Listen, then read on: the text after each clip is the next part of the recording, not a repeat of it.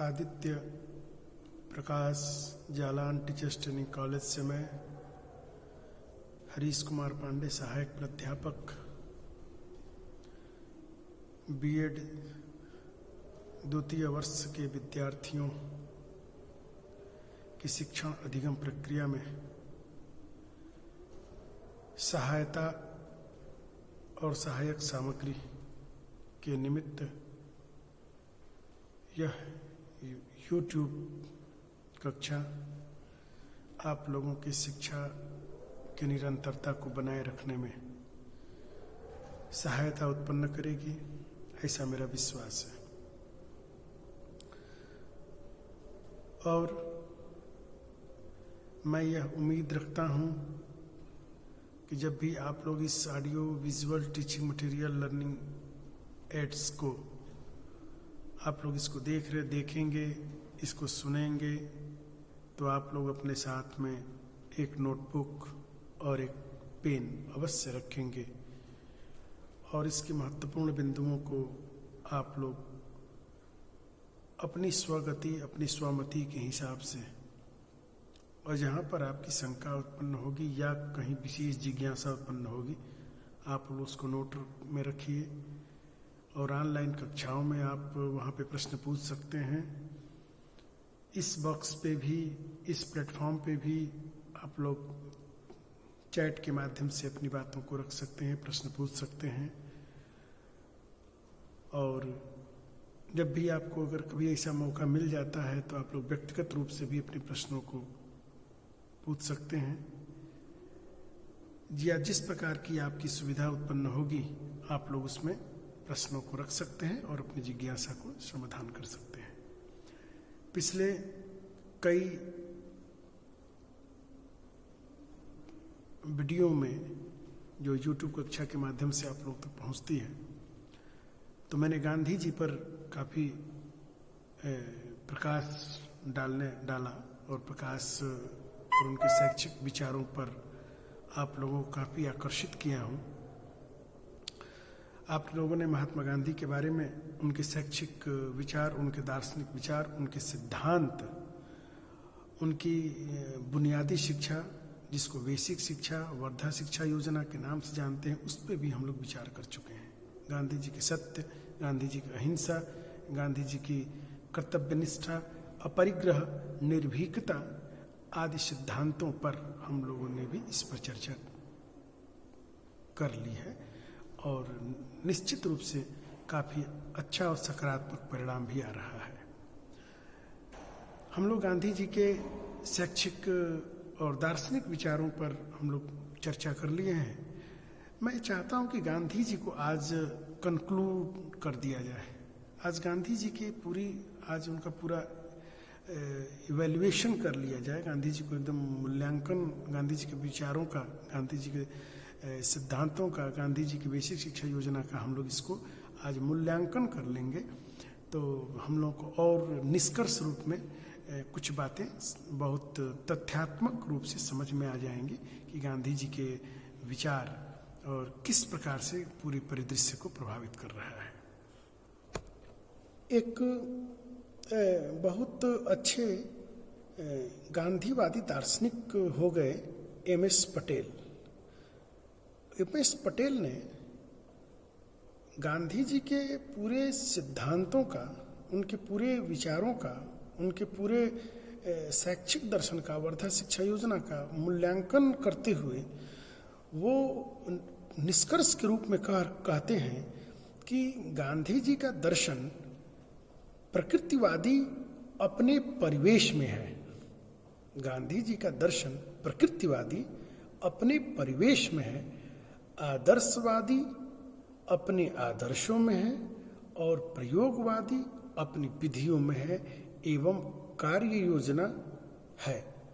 तो अर्थात कि गांधी जी का जो प्रकृतिवादी, जो उनका जो गांधी जी को आदर्शवादी, प्रकृतिवादी और प्रयोजनवादी तीनों मार्ग के वो हैं, उन तीनों में समन्वय स्थापित करते हुए, और मैंने आपको कई बार बताया कि गांधी जी हमेशा मध्य मार्ग को अपनाने वाले महापुरुष थे। मध्य मार्ग पे उन्होंने काफ़ी उनकी पूरी जीवन धारा के जितने भी विचार हैं उन्होंने मध्य मार्ग को ही अपना के उनको चला है।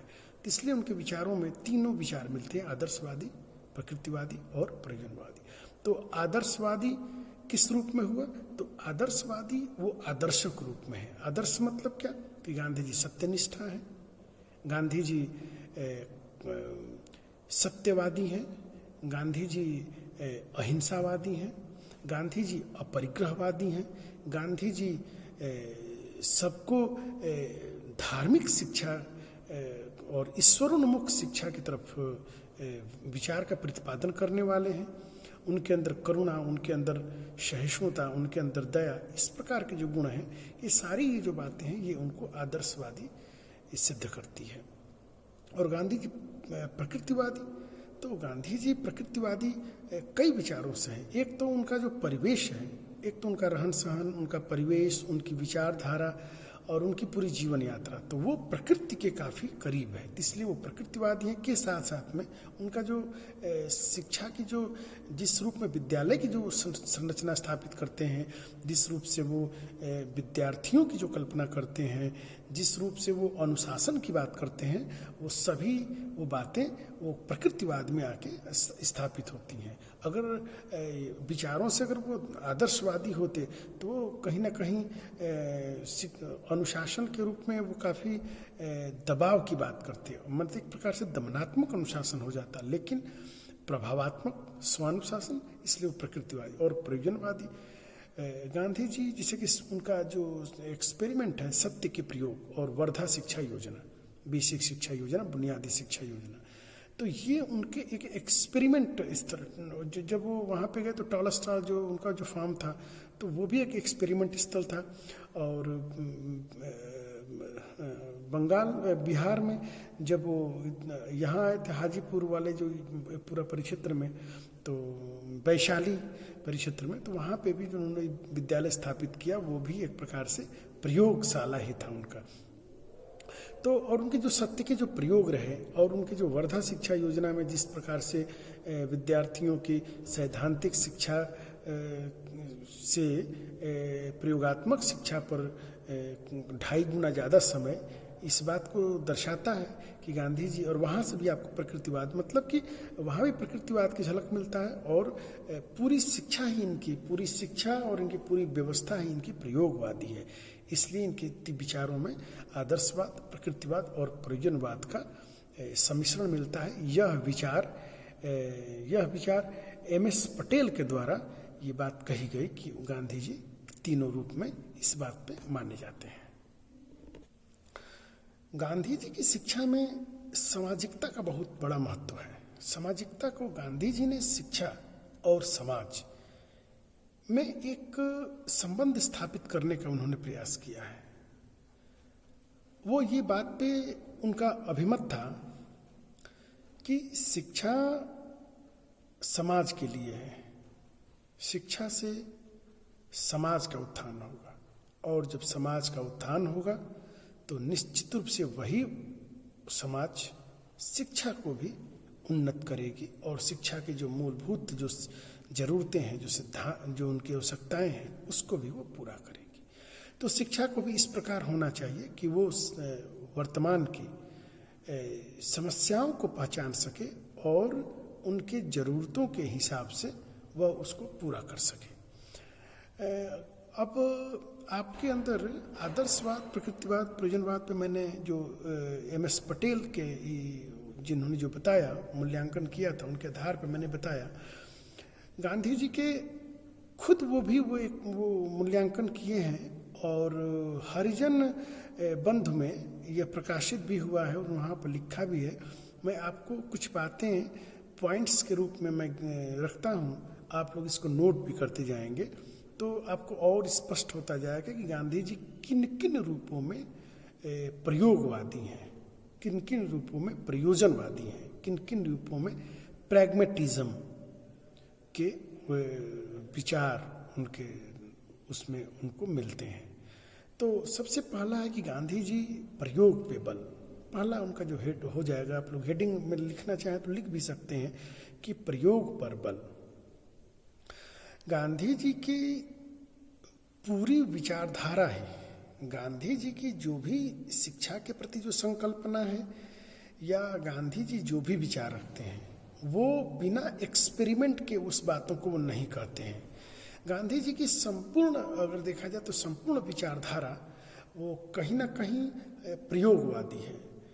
अब जिससे कि उन्होंने टॉलस्टॉय फार्म जो बनाया वहाँ पे भी उन्होंने प्रयोग ही किए, और वर्धा शिक्षा योजना, बेसिक शिक्षा योजना या बुनियादी शिक्षा योजना या प्राइमरी शिक्षा भी इसको कहते हैं, वो भी शिक्षा योजना, अगर इसको आप पूरी देखें तो ये शिक्षा टोटली प्रयोग पे ही बल देती है। वहाँ पे विद्यार्थियों को सिर्फ सैद्धांतिक शिक्षा की बात नहीं है, वहाँ पे विद्यार्थियों को दस्तकारी, काष्ठ कौशल, चर्म कलाओं का ज्ञान, वस्तुओं का निर्माण का ज्ञान, मोमबत्ती जैसे कि अगरबत्ती, अन्य जो खेल खिलौने के उपकरण, और कताई बुनाई सिलाई, तो इस प्रकार की जो शिक्षा है ये प्रयोग पे ही बल देती है। यहाँ पर विद्यार्थी सैद्धांतिक ज्ञान कम प्रयोगात्मक ज्ञान ज़्यादा सीखते हैं।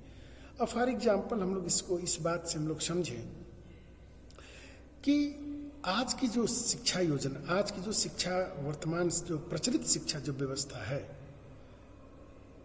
बच्चे मास्टर्स की डिग्री इलेक्ट्रॉनिक्स में लेते हैं और या इलेक्ट्रिकल विभाग में लेते हैं, फिजिक्स से एमएससी करते हैं या इंजीनियरिंग में वो कोर्स वो करते हैं, लेकिन अपने घरों में अगर बिजली खराब हो जाए, अपने घरों में अगर बल्ब अगर उसमें टूट गया, फंस गया, उसी में अटक जाता है, तो वहाँ पर यह महसूस करने की बात है कि यह हम लोग इस प्रकार की शिक्षा है कि हम पूरी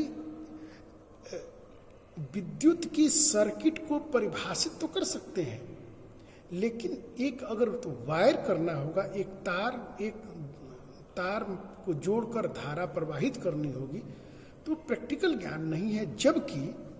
जबकि कम पढ़ा लिखा या एक प्रकार से अनपढ़ या कम पढ़ा लिखा जो मैकेनिक होता है वह सैद्धांतिक रूप से कुछ भी नहीं जानता, लेकिन प्रैक्टिकल रूप से वो सब कुछ बेहतर करता है।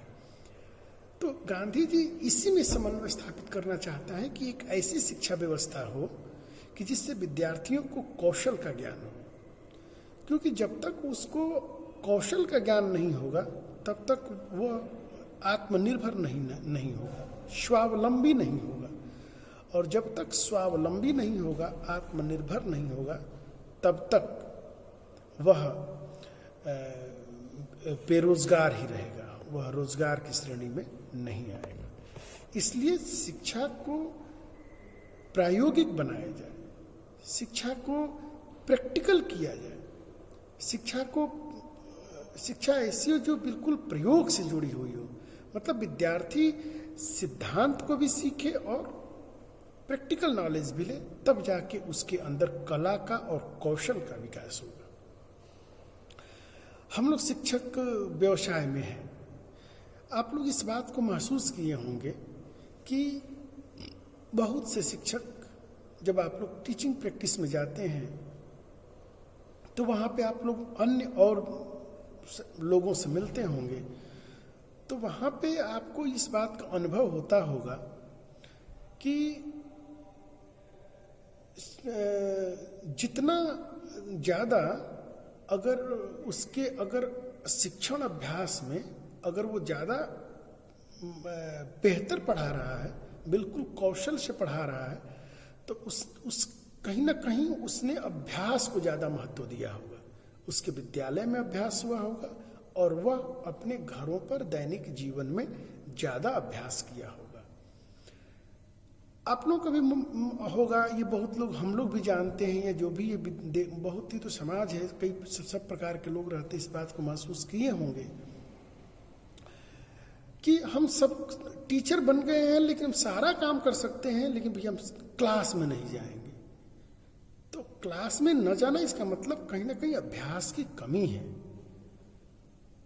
तो हमने शिक्षक व्यवसाय से इस बात को रखा। ऐसे ही गांधी जी का ये मत था कि जब व्यक्ति को अंदर स्वावलंबन और आत्मनिर्भर की शिक्षा, वो आत्मनिर्भर तभी होगा, स्वावलंबी तभी होगा, रोजगारोन्मुख तभी होगा जब उसके ज्ञान के साथ साथ उसको सिद्धांतों का भी ज्ञान हो। क्योंकि जब तक उसको उन सिद्धांतों का व्यवहारिक ज्ञान नहीं होगा, उसके अंदर दक्षता का विकास नहीं होगा, और जब तक दक्षता का विकास नहीं होगा तो वो आत्मनिर्भर होने में उसको दिक्कत होगी। ठीक उसी प्रकार इनकी दूसरी जो है वह है दस्तकारी केंद्रित शिक्षा का प्रतिपादन। दस्तकारी केंद्रित शिक्षा का प्रतिपादन। चूंकि हम लोग इस बात को थोड़ा समझना होगा कि अभी भी इसकी ज़रूरत है, कंप्यूटर अभी भी है, लेकिन मैनुअल काम अभी भी होते हैं। लेकिन गांधी जी जब ये विचार 1937 में महाराष्ट्र के वर्धा में रजत जयंती अवसर पर मारवाड़ी सोसाइटी द्वारा आयोजित मन्ना नारायण अग्रवाल की अध्यक्षता में जब ये हुआ था, तो वहाँ पे उन्होंने ये विचार रखा था, और वह विचार इनके हरिजन पत्रिका में यह अक्षरशः प्रकाशित हुई। तो 1937 में जो ये दस्तकारी केंद्रित शिक्षा का प्रतिपादन था, ये संपूर्णतः ये रोजगारोन्मुख था। उस पहले के समय में जब कंप्यूटर या इलेक्ट्रॉनिक्स गैजेट्स के इतने आविष्कार नहीं हुए थे, तो उस समय दस्तकारी, जैसे कि जो आप लोग भी मार्केट में अभी भी जाते हैं तो आप लोग जो कॉपी लेते हैं और उसमें ऊपर जो बाइंडिंग होती है, जो फाइल आप लोग अपने डॉक्यूमेंट्स या जो भी अपने फोटोस्टेट कराते हैं वो फाइल में रखते हैं, या कहीं भी आप किसी को देते हैं तो फाइल में देते हैं। अब तो प्लास्टिक के आ गए, उस समय प्लास्टिक का प्रचलन नहीं था। तो वो दस्तकारी में सिर्फ इतना ही नहीं, जैसे कि आपको कहीं लेटर पोस्ट करना हो तो आपकी क्या जरूरत पड़ती है, इन्वेलप की जरूरत पड़ती है। अभी भी आप विश्वविद्यालयों द्वारा देखिए, आपके जो भी डॉक्यूमेंट भेजे जाते हैं, डॉक्यूमेंट्स आते हैं, वो सब लिफाफे में आते हैं। तो इन्होंने इस प्रकार की दस्तकारी केंद्रित शिक्षा कि जिससे कि कॉपी, उसकी बाइंडिंग, उसकी रख रखाव, फाइलें, इन्वेलप, ये जितने भी ये इन चीज़ों से संदर्भित और सी बहुत सी बातें हो सकती हैं, ये सब बातें दस्तकारी में आती हैं। क्योंकि उस समय कागज़ों का, फाइलों का ये जमाना हमेशा रहता है। आप लोग कहीं जाते हैं, अगर कोर्ट कचहरी में अगर आप लोग गए होंगे तो कहीं पुराने स्टोर देखो कितना रखा होता है।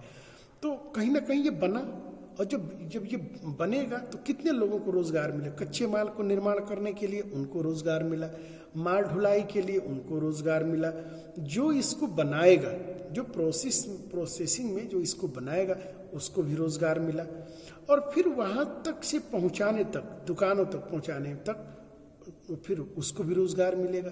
जो बेचेगा उसको भी रोज़गार मिलेगा, जो खरीदेगा उसको तो फायदा हो रहा है। भाई उसको दूर पोस्ट करना है, उसको इन्वेलप चाहिए तो वो तो खरीदेगा। तो दस्तकारी, तो हमारी ये जो बाद में जो शिक्षा व्यवस्था, जो अंग्रेजों की जो शिक्षा व्यवस्थाएं जो लागू हुई, उसमें और सिर्फ मेरे कहने का ये अर्थ है कि उसमें हस्तकार्य के प्रति एक घृणा का बोध हुआ। सिर्फ क्लर्क बनने तक की शिक्षा को वहाँ पर रखा गया, और हस्तकार्य के प्रति उपेक्षा होने लगी, हस्तकार्य से लोगों को घृणा होने लगी। और आज भी आप देखिए, MA मास्टर्स डिग्री लिया हुआ लड़का आज घरों में अपने पिताजी के ऊपर बोझ है। क्योंकि एक तो वो मास्टर्स की डिग्री ले लिया तो वो छोटा कार्य कर नहीं सकता, मिट्टी के काम कर नहीं सकता, खेतों में काम नहीं कर सकते।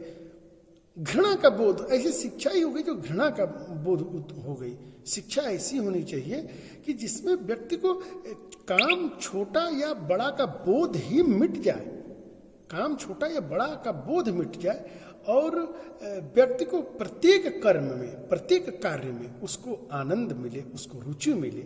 इस प्रकार की शिक्षा व्यवस्था गांधी जी ने काफ़ी प्रयोगात्मक रूप से, क्रियात्मक रूप से, और इनका मूल उद्देश्य ये एक था कि व्यक्ति को एक कौशल से जोड़ना, और वही दस्तकारी केंद्रित शिक्षा का इसमें जो मूल है वो कहीं ना कहीं वो गांधी जी की जो कौशल से जोड़ने वाली जो बात है उसमें वही उसी का उसमें बात है। आज हम लोग जैसे पहले समयों में बहुत जैसे कल्पना नहीं कर सकते थे, पहले ज़माने में बहुत छोटी छोटी सामग्रियां नहीं होती थी, एक ही चीज़ बड़े में आएगा, फिर उसको हम अपना पात्र ले जाएंगे, खुले खुले में आएगा। ऐसे ट्रेवलिंग करने वाली कोई बहुत सी चीज़ें, जैसे हम यात्रा करते हैं तो आजकल जितनी भी आपको आवश्यकता की चीज़ें होती हैं वो सब छोटे छोटे पैकेटों में। देखिए ये क्या है, और अभी वर्तमान प्रधानमंत्री जी भी बार बार इस पे जोर दे रहे हैं, पैकेजिंग पे, छोटी छोटी कार्यों में। क्यों? क्योंकि इसको दैनिक जीवन में उपयोगिता ज़्यादा है, और देश की बढ़ती हुई आबादी अगर इसको ठीक ठीक तरीके से, अगर शिक्षा से इसको, अगर प्रयोगात्मक शिक्षा से इसको जोड़ा जाए, अगर शिक्षा हमारी प्रयोग धर्मी होगी तो निश्चित रूप से लोगों की ज़रूरतें बढ़ रही हैं, और उन ज़रूरतों के हिसाब से हमारे रोज़गार का सृजन तब भी हो पाएगा जब हम हर छोटे छोटे कार्यों को आधुनिक ढंग से करें। आप लोग मैं तो कल्पना नहीं कर सकता आपकी मार्केट में जिन चीज़ों की हम लोग कभी देखे नहीं, उतनी चीज़ें, छोटी छोटी चीज़ें इतनी अच्छी पैकेजिंग में और बढ़िया तरीके से हर चीज़ नई मॉडिफाई होके आ रही है। आप घर के किचन में देखकर घर की अन्य ज़रूरतों की चीज़ों, डेकोरेशन से लेकर देख लीजिए, किताब कापियों में देख लीजिए, पेन में देख लीजिए, आप अपने जो भी सौंदर्य के जो सामग्रियाँ लेते सब कुछ में देखिए, उससे पैकेजिंग ये हो गए, और सारे पैकेजिंग ऐसे है कि उसको कैरी करने योग्य हो गए। अब हमको कहीं 2 दिन के लिए जाना है तो हम अपने साथ बड़ा चीज़ तो ले नहीं जा सकते, ज़रूरतें ज़्यादा हैं, तो छोटी छोटी चीज़ों, तो इस प्रकार की कौशल। और देखिए इसमें चाइना बहुत आगे है।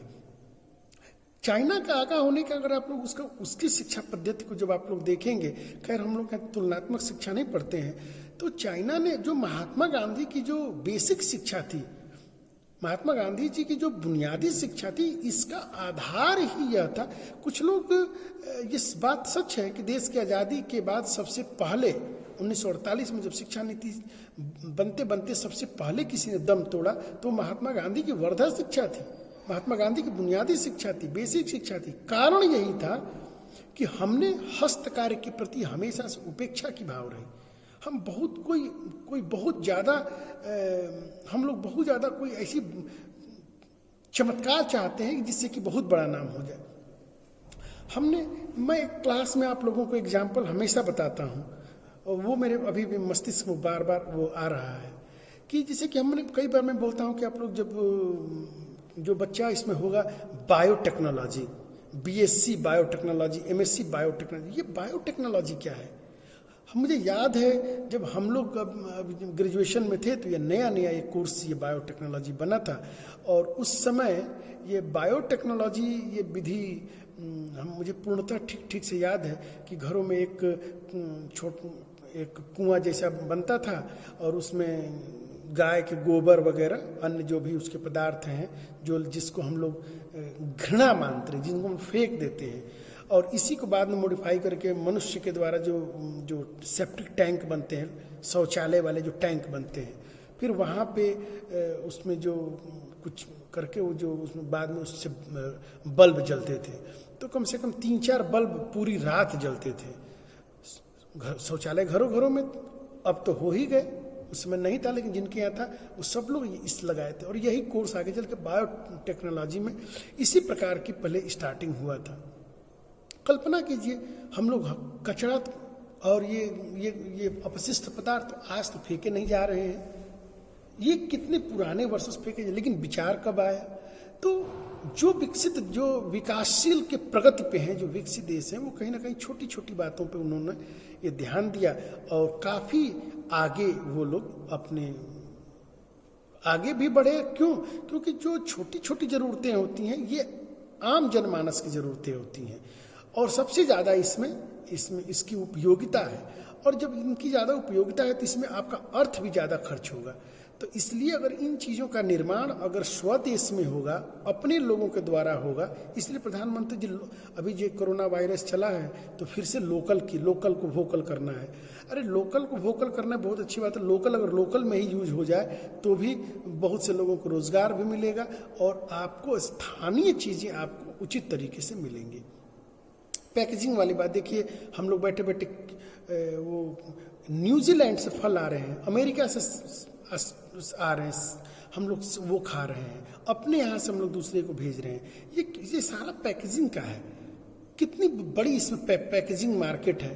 तो देखिए रोजगार की कितनी बड़ी संभावनाएं हैं। और शिक्षा का मतलब सिर्फ डिग्री लेके और फाइलों में बंद करके अपने को हम वेल एजुकेटेड हैं और फिर दूसरे के ऊपर भार है। भार का मतलब अपने माँ बाप के ऊपर भार है, घर के ऊपर भार है, समाज के ऊपर भार है। नहीं, शिक्षा का मतलब हम रोजगार, किसी न किसी स्किल्ड हो जाए। रोजगार का मतलब जिस व्यक्ति के अंदर अगर कला है, गांधी जी हुनर कहते थे, जिस व्यक्ति के अंदर हुनर है, उसके पास कौशल है, वह व्यक्ति बेरोजगार कैसे हो सकता है? बेरोजगार नहीं हो सकता है। उसकी वही कौशल उसको रोजगार देगी। और अगला है हमारा स्वक्रिया अर्थात सीखने पर बल। गांधी जी का सबसे ज्यादा विचार इसी पे था कि स्वक्रिया, सीखने पर बल। मैं बार बार आप लोगों की इस बात को बोलता हूं कि हम लोग जो भी कार्य करें, बहुत देखो, मुझे बहुत एक अच्छी बात याद आ रही है। किसी ने कहा था कि अगर आप बहुत बड़ा काम नहीं कर सकते तो छोटा काम ही बेहतर ढंग से करें। और आज देखिए ये बात आज बहुत अक्षर से सत्य हो रही है। और जो लोग आगे बढ़ रहे हैं रोजगार के रूप में, जो देश भी आगे बढ़ रहे हैं, वो छोटे छोटे चीज़ों को ही अच्छे तरीके से कर करके और आगे बढ़ रहे हैं। हम जिन चीज़ों को फेंक देते हैं या बेकार समझते हैं, उन्हीं चीज़ों को देखिए लोग रिसाइकल करके और फिर एक नया तैयार करके हम लोगों तक वो आ जाता है। फिर हम लोग अपना ही अर्थ खर्च करके हम लोग लेते हैं। तो सीखने पर बल, हम जो कुछ भी सीखें वह रोजगार में हो। कभी कल्पना किया जा सकता था क्या कि ये मिठाइयाँ, दूध, दही, मक्खन, घी, ये सब पैक करके एक एक साल तक ये चल पाएगा? दूध को 6-6 महीने तक टोंड करके, और वो मिलता है ना टोंड दूध, वो 6-6 महीने तक वो सुरक्षित रहता है। कितना बड़ा मार्केटिंग हुआ। अगर सोचे गांधी जी ने 1937 में ये विचार दिए थे, हम लोगों ने अगर उस समय की वर्तमान सरकार नहीं समझ पाई, उसकी राजनीतिक इच्छा शक्ति ऐसी नहीं थी, लेकिन वर्तमान सरकार इस बात को समझी है और उसकी राजनीतिक इच्छा शक्ति भी है। और तो निश्चित रूप से, और प्रेरणा अगर बाहर से मिलता है, कोई बड़ा व्यक्ति हमारे सामने, कोई रोल मॉडल, अगर वो प्रेरणा में इस बात को रखे तो निश्चित रूप से आम जनमानस उस पर ज़्यादा ध्यान खींचता है। तो सीखने पर बल, अगर हम लोग टीचिंग कर रहे हैं, हम लोग आने वाली पीढ़ियों को सिर्फ हम पढ़ाना ही ना सीखें, हमारे पास नए नए आइडियाज़ होने चाहिए। क्योंकि देखिए अगर आपके पास अगर 100 विद्यार्थी है तो आपके पास कम से कम 100 आइडिया होगा तब ना, क्योंकि इंडिविजुअल डिफरेंसेस हैं, विद्यार्थियों की IQ अलग अलग है। तो सीखने की कलाओं में और विद्यार्थी को रोजगारमंद करने में ये सारी आपके ये जो विचार हैं, ये सब उसमें कार्य करते हैं। श्रम के द्वारा सिखाए जाने का महत्व, गांधी जी का स्पष्ट मत था कि श्रम द्वारा आज दिक्कत क्या हुई। मैं एक वीडियो में मैंने बोला था, आज सबसे बड़ी समस्या है किसी भी विभाग में, अरे शिक्षा विभाग हो या मेडिकल विभाग हो या इंजीनियरिंग विभाग हो या कोई भी अन्य विभाग हो, सभी विभागों में काम न करने वाले लोगों की बाहुल्यता बढ़ गई है।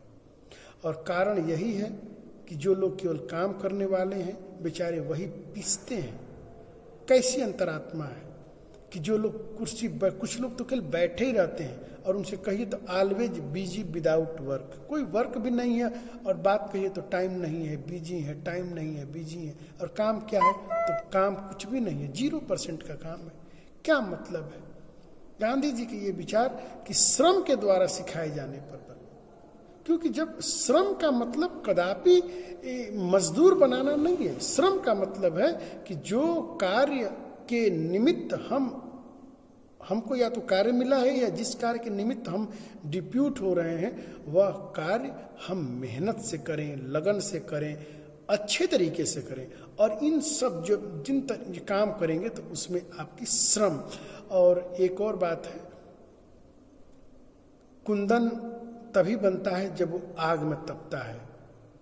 हमारे कार्यों में चमक तभी आती है जब हम कार्यों को करते हैं, हम काम को जानते हैं, हम काम को जानते हैं। मैं आपको इस पर एक उदाहरण में दूं। एक राजा था,